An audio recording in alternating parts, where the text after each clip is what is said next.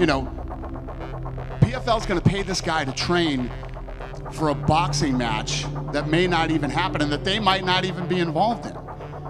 How does that make any sense? It doesn't make sense to me. I mean, Anthony Joshua called it a gimmick fight this week. C'est pas une blague les gars, Francis Ngannou affrontera Tyson Fury. Il l'a fait, il l'a fait, il l'a fait. Francis Ngannou, c'est prévu contre Tyson Fury. L'enfant du Cameroun l'a fait, il vient de décrocher le plus gros combat de sa carrière. Mais ce combat, aussi fou qu'excitant, n'aurait pu jamais se faire.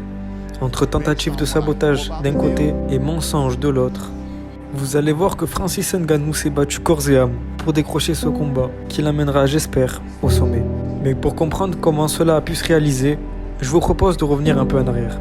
Nous sommes alors le 22 janvier 2022 quand Francis Ngannou doit affronter Cyril Gane pour la réunification des ceintures. Certains l'ignorent, mais c'est le dernier combat qui est inscrit sur le contrat de Francis Ngannou avec l'UFC. Après une guerre bien disputée de 25 minutes, c'est le Camerounais qui reste roi de la catégorie des poids lourds à l'UFC.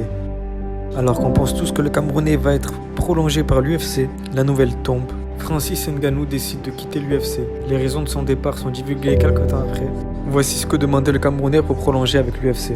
Il voulait être autorisé à combattre en boxe anglaise, avoir un meilleur salaire, avoir une assurance santé pour les combattants, pouvoir afficher ses propres sponsors, avoir un représentant des combattants au conseil d'administration de l'UFC. Vous l'aurez compris, l'UFC a refusé toutes les conditions de Francis Ngannou, enfin à part une seule, celle du salaire. Alors que tout le monde le prend pour un fou, il pense que personne ne va accepter ces conditions. Francis Ngannou s'engage contre toute attente avec le PFL. Mais si le Camerounais a rejoint le PFL, c'est surtout pour le contrat en or qui lui a été proposé. Avec 1 million minimum par combat, le droit de combattre en boxe anglaise, ou alors le fait qu'il soit président de l'organisation en Afrique. Francis Ngannou a réellement négocié un contrat en or avec le PFL.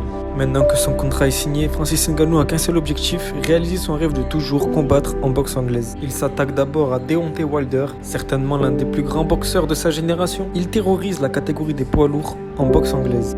Mais les deux parties ne s'entendent finalement pas et le combat n'aura jamais lieu. Mais Ngannou ne baisse pas les bras, bien au contraire puisqu'il va tenter le tout pour le tout et proposer un combat au champion du monde actuel des poids lourds en boxe anglaise, Tyson Fury. Mais le Gypsy King était déjà pressenti pour affronter un autre prodige du MMA, John Jones.